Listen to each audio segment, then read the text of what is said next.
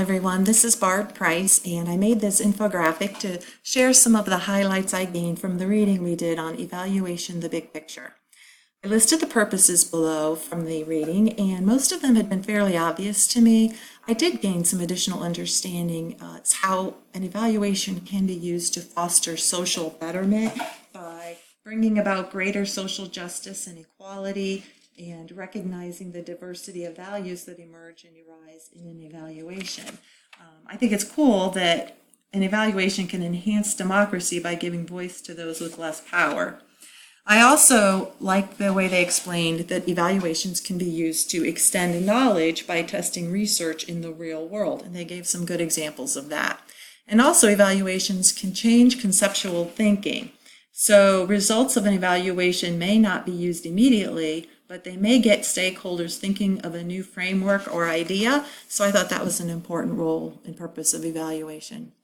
As far as the importance, I've listed some of the reasons why evaluation is so important, which I think it is very important.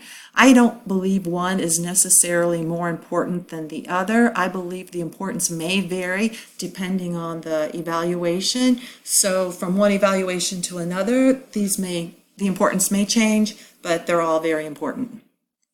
As for the limitations, I thought it was a very valid point that no evaluation is going to be perfect.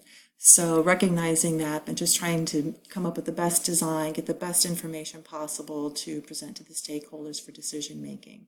Obviously, stakeholders can influence both the design of the evaluation as well as how the results are used, and poor planning or execution obviously is going to be a bad limitation, and it's unfortunate, but you may have the best design and the best information, the best evaluation, and the results may still be ignored.